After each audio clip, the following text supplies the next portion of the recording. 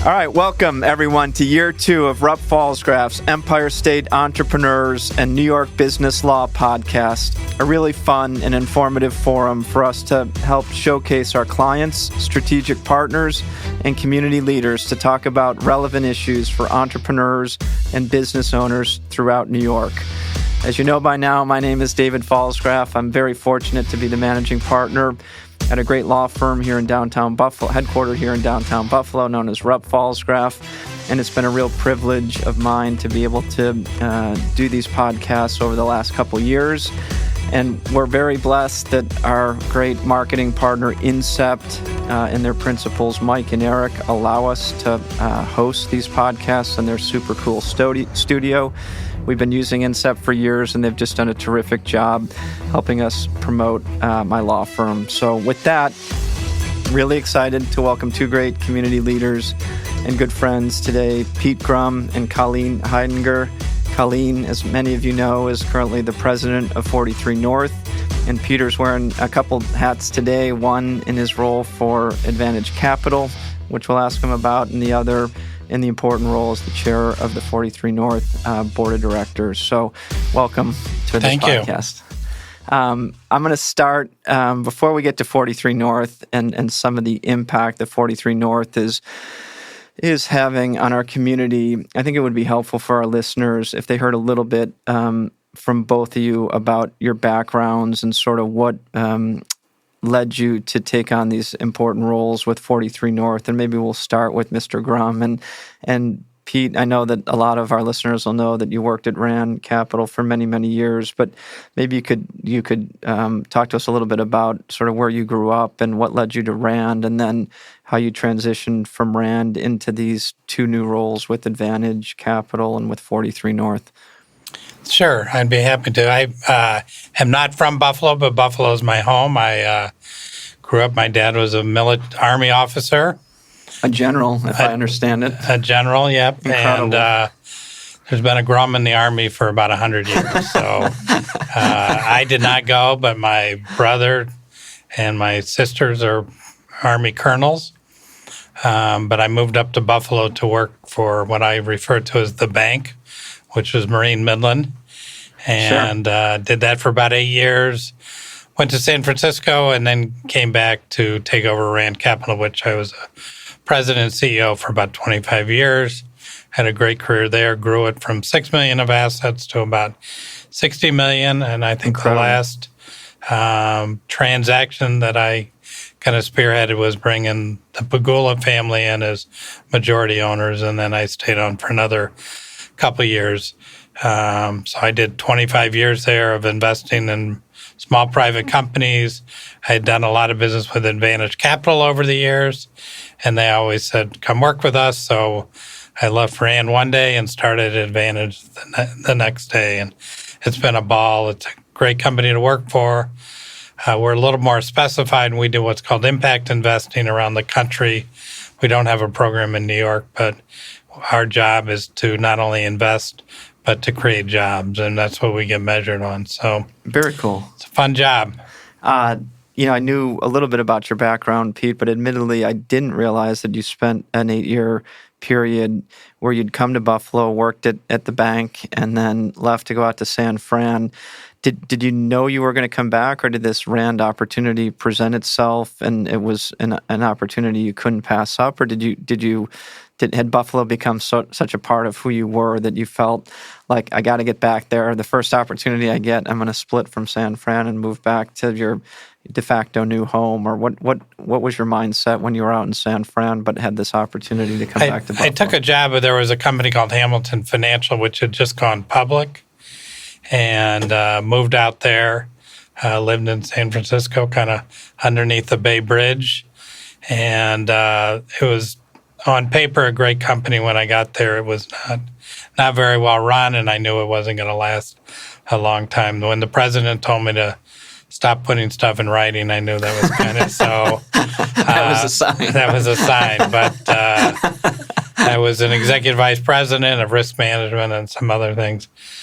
I got a call that Don Ross, who had founded Rand, was going to retire. And so I took the opportunity and came back. My first meeting as president, I wrote off about 70% of the assets and should have written 80% off. Their biggest investment was a company called RA Wireless, which went bankrupt, and we were only, I think, $6 million of investments then. Technically, we were probably too small to continue, but I was too stupid to figure it out. So we grew it and became an SBIC and had a lot of fun and helped build a lot of businesses, primarily in upstate New York, but also throughout the country. So, and it's through that, as I said, I met Advantage, and that led to this job. So, as you think about your time at Rand, and when we'll use the word impact a ton when we're talking about 43 North, but I think of you, Pete, and Rand, and that incredible growth that occurred over 25 years. And as you think about that tenure, is there a deal or two that you were particularly proud of, or something that you felt that, but for your work with Rand or Rand's ability to identify a company that could use capital that Rand had access to? I'm sure you had a million deals that were successful over the years, but any couple that stick out? Well, I can give you kind of the backstory of. There was a company in town called Check.com. George Shimon was involved in it, one of the founders. And you think back, it was kind of the height of the internet. And it was free emails. Now, when you have a business based on stuff being free, but they were going around, they raised a fair amount of money at a really high valuation. And one of the people who's guided me and been a friend is Jordy. And I was at Toro, and Jordy goes, "I got a deal for you." So that's usually how it works in this town. And right? so it became Cinecor, and they needed a lead and we were the lead in that.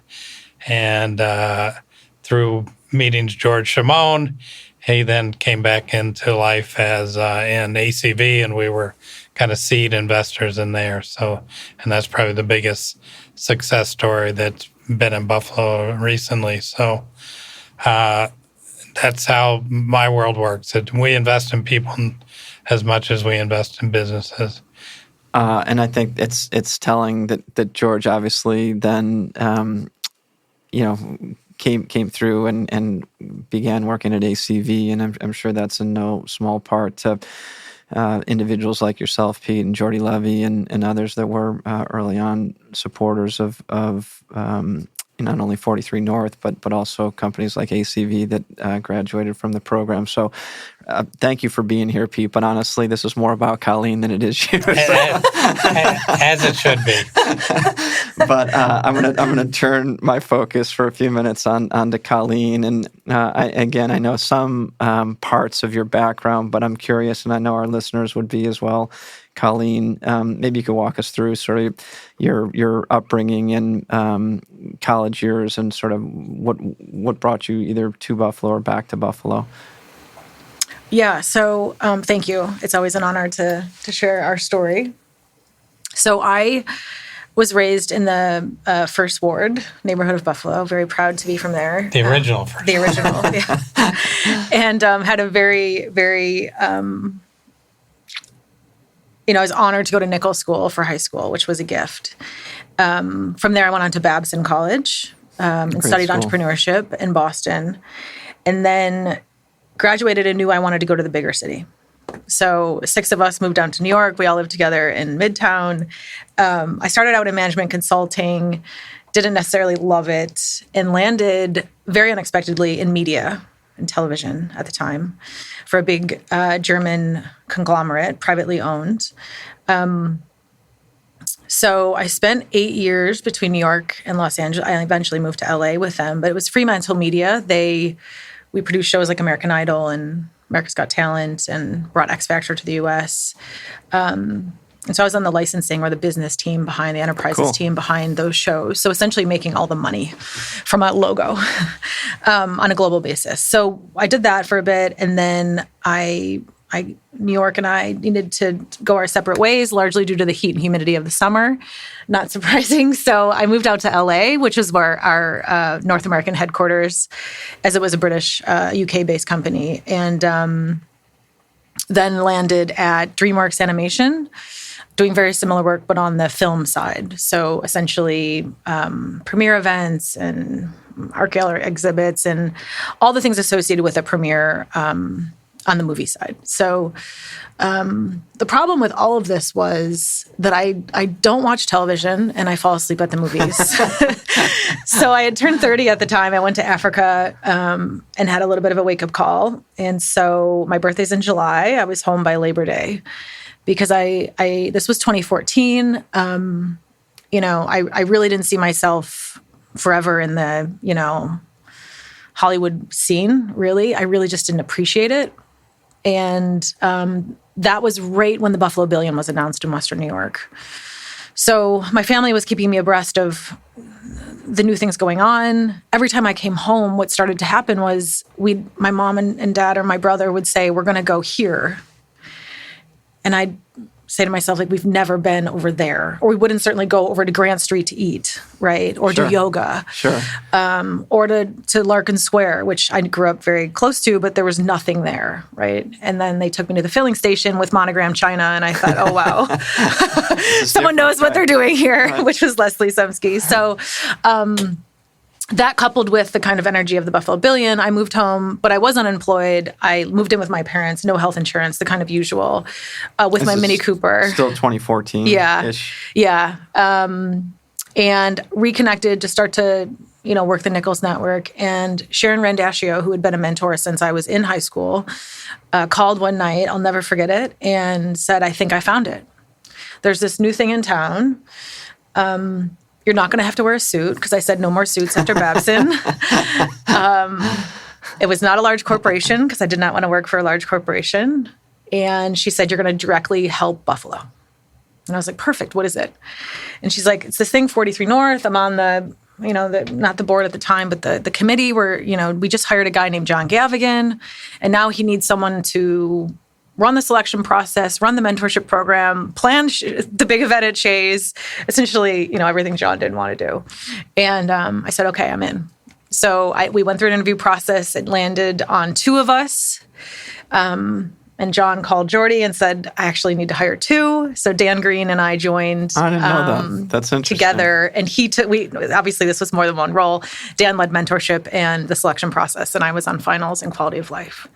And that was the beginning of now over a 10-year journey. That's incredible. I didn't realize that you were hired at the same time as Dan Green, and certainly was fortunate to have John Gavigan as a guest not too long ago. And what a fun guest. And I didn't do much talking that podcast. John sort of took the lead, as you know, that he can do. But so tell us a little bit, Colleen, about those initial years before you had before the 43North had sort of the brand name and the incredible outcomes and ACVs to tout as success stories. Those formative years, the first couple of years, tell us what you recall about sort of what you were focused on and how much confidence that you and Dan and John had for, sort of this, flyer and what it's turned out to be today. But I'm sure it didn't come easy, and I'm sure there was a lot of moments of doubt. But for our entrepreneurial listeners out there, you get to work with entrepreneurs, but you also, in your own right, sort of on the early years of 43North, were entrepreneurial when it came to thinking about this Buffalo Billion and how to maximize the potential of it. So what do you recall about those first few years? I mean, it was fun. I mean, we worked very hard and very well together. But there was no playbook, right? There was an expectation set by the state that you're here to create jobs. And we were going to do that through venture. I look at the board a lot for the path that they set us down, for the networks that they brought to the table beyond this region. But at the end of the day, it was a lot of trial and error, right, as a team. How do we run a competition? In those early years, we had 13,000 applications. What are we going to do when they move here? So we were building the ship, as it sailed. And it was. I'll never forget some of the times over in the Innovation Center on Ellicott Street. So my role in particular was to plan finals and that whole experience, not only for the community, but our founders as well as investors. And then also around the year, take care of our companies, right? And what I mean by that is non-work related support. So what makes us different from other accelerators is that we're building a city, right? The Buffalo Billion was created to create jobs as well as to change a mindset, right?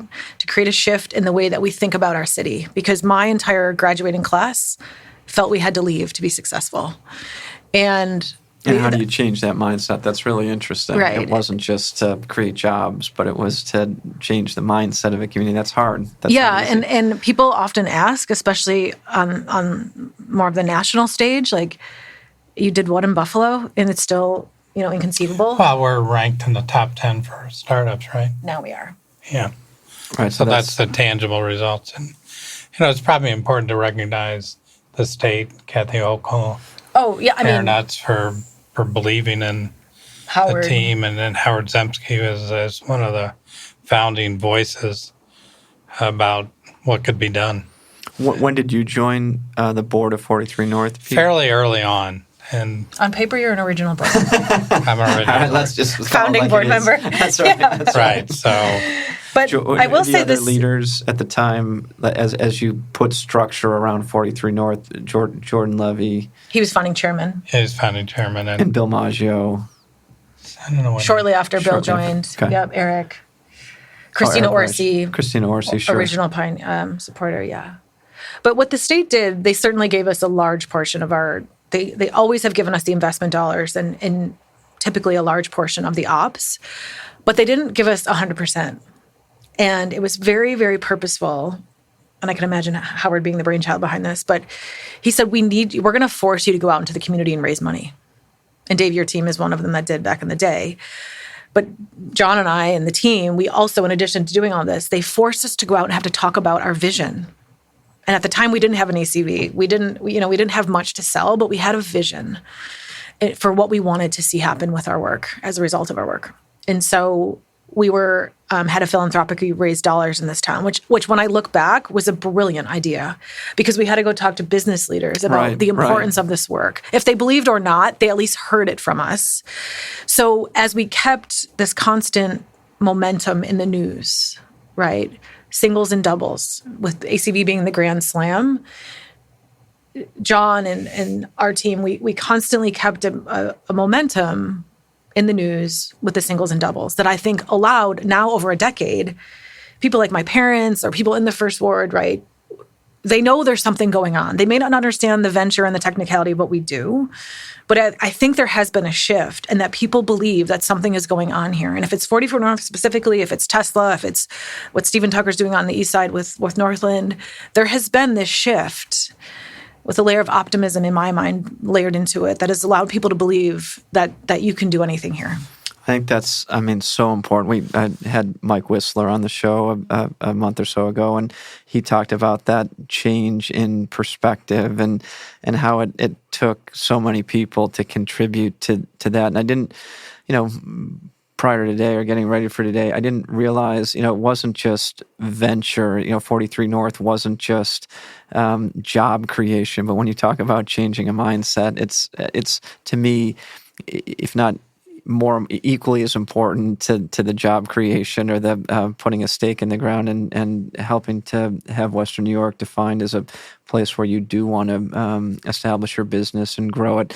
It's internally too, with our community, having all of us think about what we have and the assets we have differently. And you mentioned your parents or others, but what a hard job that must have been. So to go out and meet with people without 10 years of success or 11 years of success and have to tell them we need your help to get to that point. So I bet you had some challenging conversations or some naysayers or some people who didn't think that our community was going to be able to change its perspective when it comes to being a top 10 environment that would welcome entrepreneurs and venture and startup and look where we are today. It's incredible. You can point to the ACVs, but I think it was more the grassroots and the hard work, Colleen, that you and your colleagues did for those first few years before you had the benefit of that. So any other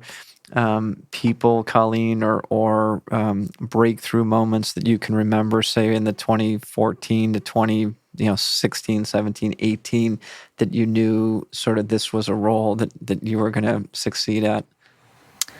Well, I became president in a very timely way in January of 2020. Okay. Condolences. Right? Congrats. Right? So there was also no playbook for that either, leading through a pandemic. What a time to become the president of an organization. Yes. Incredible. Okay. Yeah. Timing in life is everything, right? So. Yeah. And so help our listeners understand. You're working in this team with 43North, and then how do you learn? Was it John at the time who was moving on, or how did you have the opportunity to become the head of 43North? Very unexpectedly, and most folks don't know the story. I'd finished finals in 2018, and I wasn't impressed personally. So I said, I'm going to give it one more year, and I'm going to get it to where I want it to be, and then I'll have done my time at 43North. Alex Gress was our leader at the time. Okay. Rest his soul. And I did finals in 2019. I was very happy, content, and I had another job lined up. So I got a very unexpected call from Eric Reich on January 2nd of 2020, and he asked to have lunch the next day. And I thought, he's going to ask. And he was the chairman at the time, and he was probably picking up on what I was putting off, and that we're going to make 2020 the year that we get Colleen to her next best thing. Great. I had given 5 years. I felt very comfortable leaving it where from my role where it had been. And he sat me down and said, Alex resigned yesterday. Would you want to take on the presidency role? Wow. So we were at the Swan Street Diner, of course. And totally kind of flipped my world upside down. I naturally had imposter syndrome, in my head, and didn't think I was necessarily ready or right for the role. And then I'll never forget it. MLK Monday, Jordy called me and made it very clear that this role was the perfect role for me and that I should take it. And I did. That's awesome. So a bit of convincing and more, getting my own head straight. But yes, it's been an honor. So it's been 5 years through the pandemic. But there is not a day that I don't want to go to Seneca One. And it's a gift to be able to stand up on stages, including our own at Shays, and to lead the team at a point where we are, right? My job at this point is very different than what John Gavigan, as our second executive director, dealt with, right? Tell our listeners in a few ways you think, like, over the last 5 years, what have you been focused on? It was growth and credibility and traction those first, say, 5-6 years that you were working with John and Alex and others. But now under your leadership, Colleen, tell our listeners a little bit about how you've thought about sort of the next 5 years of 43North and what sort of focus or impact you thought the organization could have on our community. Has it shifted, and if so, how? Yeah, I mean, John was doing a lot of defense work, right? There were a lot of naysayers back in the early years. Where are the jobs? The money's leaving town.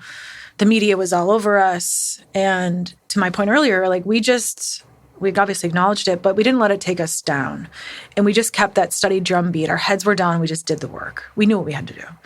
And so a lot of that has been alleviated, right? People don't largely doubt us anymore. I'm not defending in the media the way that John had to. Sure.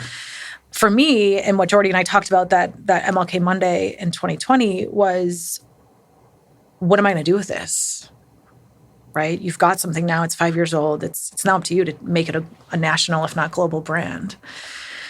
So arguably even more overwhelming, right? But so we've been able to kind of, with our foundation and built by the many team members that we've had on the team, we produced a documentary, right? 42-minute story about, our love for Buffalo and where we see it going. We took on $20 million of CARES Act funding during the pandemic on behalf of Erie County that we distributed in 7 weeks to the people most in need in this town. Amazing. Right? No one else. The county was in need of someone to essentially run our process to identify those most in need. And we, from announcement to checks out the door, was 7 weeks. That's incredible. Right? Tens of thousands of applications. We have career fairs now. We never had them, right? We now have enough of our own companies as well as beyond in this startup community that we can fill the entire lobby of Seneca One with tabling companies that are hiring. How different that is today than when you first got started. Yeah. I mean, Shays was full, 3,000 people. You facilitated Facebook. Yeah. So Shay Finals is a full house now. The first one I was at as a guest of Sharon's was maybe a few hundred. And then I did lead the Ignite Buffalo program that was in partnership with Facebook. So we got $1 million plus programming money to distribute in grants to small business owners in Western New York. The $1 million went out the door in grants. And then we ran a year of biweekly programming for free to just help small business owners. Using 43North as sort of as the focal point. Kind of the vessel. Sure. And then the megaphone. All the branches off of it, right? Yeah. And then the megaphone. Right? Yeah, that's really what we use. So I think the respect, the trust, the expectations we've set about our work, people know what they're going to experience when they show up to our events, and people feel welcome when we have them. Can you give some examples? It's easy for our listeners to think about ACV as a great win for our community and success story for 43North, but I know you both have worked with countless companies, some we've heard of, some we've never heard of, but to work with a finalist, to work with a winner, can you give a couple of examples of where you think, like, I'm making a difference, that this 43North idea, this program that's been refined over time is really making a difference either in the life of this entrepreneur or in our community, away from sort of the spotlight of the ACVs, the huge success stories we've had? Yeah. There's so many now. We should probably do another documentary because it's not even our founders. It's the ripple effects of our work and the energy that I think we've spearheaded, but have certainly not done alone. There's a lot of people with us. Topseeds for me is the obvious one. Tell us about that. Oh, Topseeds. When sure. she won. Well, she was part of Ignite, right? Yeah. So we met Rebecca. She applied. Rebecca Brady. Yeah. Okay. She applied to Ignite Buffalo, that program we did with Facebook for small business owners. She was making those crackers in her kitchen. Yeah. And she won $50,000 from us through that, and then went and got space in commercial kitchen and the whole nine, and that had grown the business. And we always said, like, imagine if one of these companies ever landed on the Shea stage.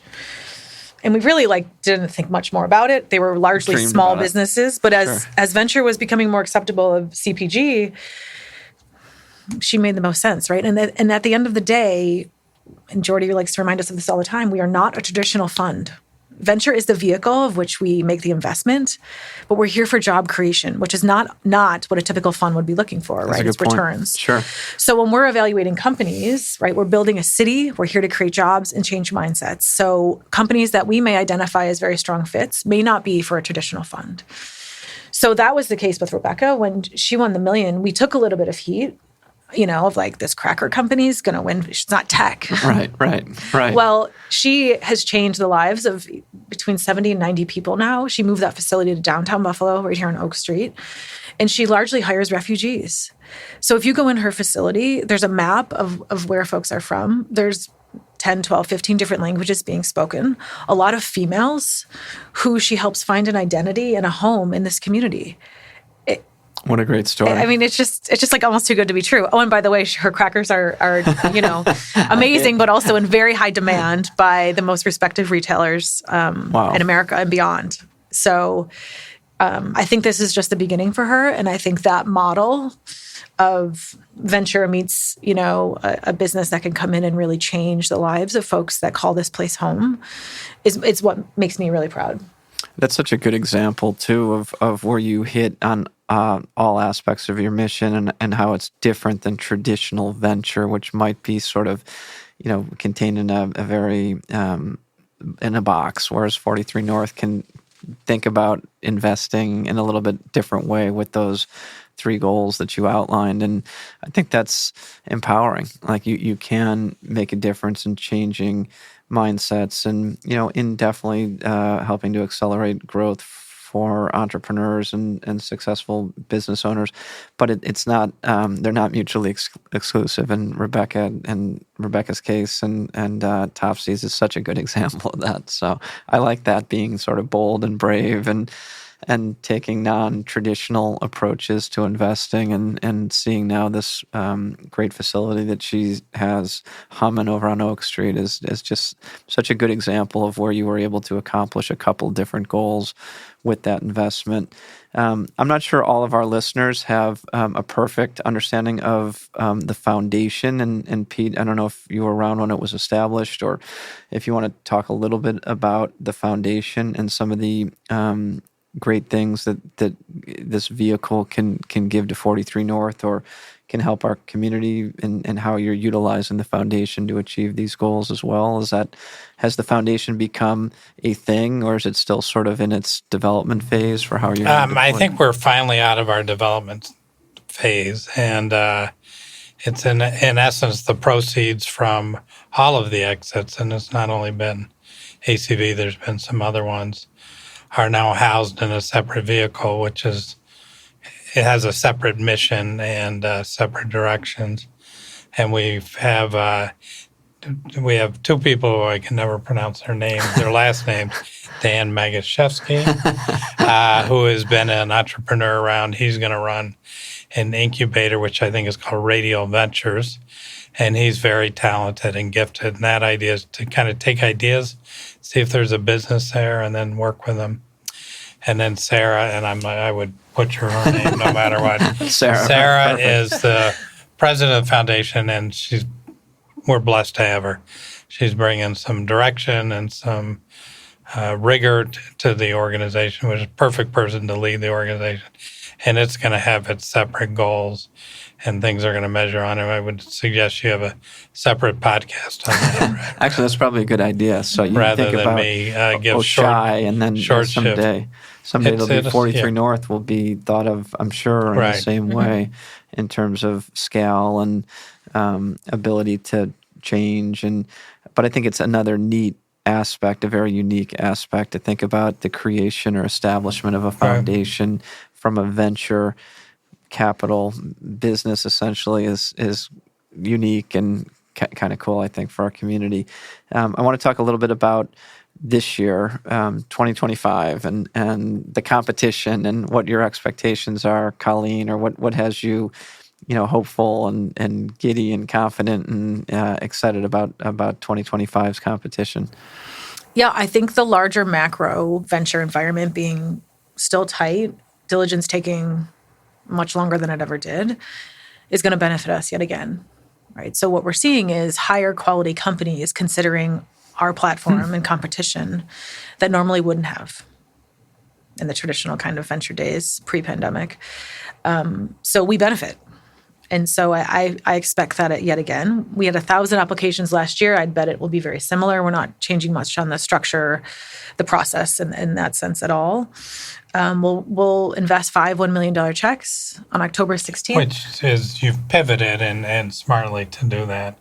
A few years ago, yeah. You definitely, because we used to give $250,000. There's always amazing people who had never raised any money were disappointed to get $250,000. I'm like, you should. There's a lot of money. Consider yourself blessed. But anyway, they pivoted $1 million, and the companies reflect that.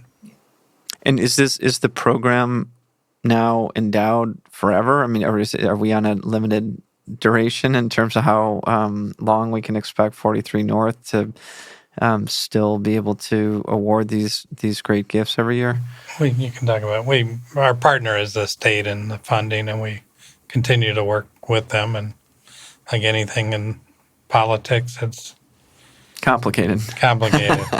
But we're hopeful.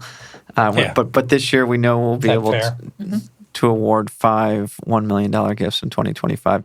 And if you had a crystal ball, Colleen, give our listeners a sense of the types of companies or the the geographic reach of 43 North, or pre-application today, but give us a sense of what you might see when you start looking through the applicant pool. Yeah, I mean, AI will still be a big trend. We don't really invest in life sciences anymore, true life sciences. So I think I expect the numbers to be strong, right? Just because nothing's largely changed on the macro side.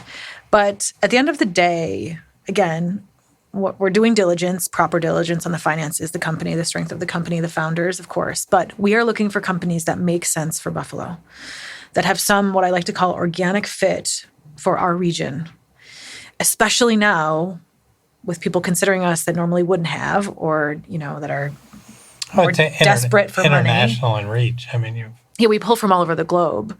But we're looking, and we press very hard on why 43 North's investment and why Buffalo. What sort of feedback have you received as you've been then mentoring some of the winners or the successful applicants? How do these companies from all over the globe or from all over the United States feel when they get to Buffalo? Like, what are we doing enough as a community? Are there ways in which we can support as business leaders or constituent groups? What can we do as a community to make sure we set 43 North up and you guys up for success? Like, are there things we should be doing differently, or do you get very constructive or positive feedback from the companies that you're mentoring once they're get over their high from being a winner? Well, they move here in January. All right, that's a problem, right? Highly advised. Can we change the very cycle? Good winter Let's start June. Yes. Like, today would be a great day to award $5 million. But so against that backdrop, Peter, that they move here in January, how are we doing in terms of retention or feedback around Buffalo and Western New York, and whether there is an appetite to stay? Yeah, so 60% of the companies have stayed in Western New York to some degree. That's great. Right? 1,000 people in this community work for our companies. Where we have room for growth as a community, I would argue in two places, or there's more than, but the main two are investments, right? Last week, we took everyone to New York for our annual demo day. The day that we don't have to do that, and that we could have a demo day at Seneca One and have local angels, proper funds come and write checks, is the day that I would argue this thing is actually successful. What a good goal. So you don't You've think had today incremental success in that. we're moving in the right direction on the investment kind of stool of the leg, but I think we just need more, right? And that's changing a lot of old money mindsets, about opening their eyes to venture, what it means, why it's important to the community, things like that. The second is we need corporates to get more involved as customers, as investors, as mentors, to join and come spend time in Seneca One, right? We're all there. And so when you're in cities where this is working, the corporates and the startups are united. And I think we have some work to do there. So that's actually one of the things the foundation's committed to working on. But I think that piece of the flywheel can be strengthened, right? When I call or I email and I say, I have a startup in the law space, Dave, would you take a meeting? Would you have a coffee? Is there any way that you guys could have 10 attorneys try it out? Like, I need you to say yes. Sure. Because that can fundamentally change their business. And also the stickiness from a Buffalo perspective is that much stronger. What a great goal. And it's right there for us. Like, we are an engaged community, and I think it takes more effort or more connecting the dots and open-mindedness around ways in which the business community can support some of these companies to make sure they feel like they have, they're valued and that they have an opportunity to succeed. So I think those are realistic goals. I mean, we should be able to help you achieve those in 2025. And I know I'll be the first to volunteer. Let's find an AI law firm, company, and we'll bring them in, and they can transform, our profession and my firm, because it's coming. So before I let you go, longer term, Pete and Colleen, when you look back down the road, what are you going to be most proud of, or what sort of lasting legacy and impact do you think that your efforts to help build this 43 North, in both your cases, virtually from scratch, and to change the mindset of a community, and how difficult that was to think about back in 2014, but how much traction, how much momentum, how much energy you've been able to create. Is there more? Is there more to do? Is there more gas in the tank that we can deploy in order to accelerate some of the outcomes that you initially were hoping to do back in the day? I think it's perception. Buffalo's got a lot of universities. They used to be colleges, but now they're all universities. And we, in essence, exported intellectual capital. And now we've got people staying. Point. Your son, I see, talk to him. He stayed. You had one who left, right, and one who stayed. Right. And you want both of them to stay. We'll get the other one back at some point. When you left Buffalo, you probably thought, I'm never coming back. There's nothing for me. And the perception has changed, and now people think there's reasons to stay. That's great.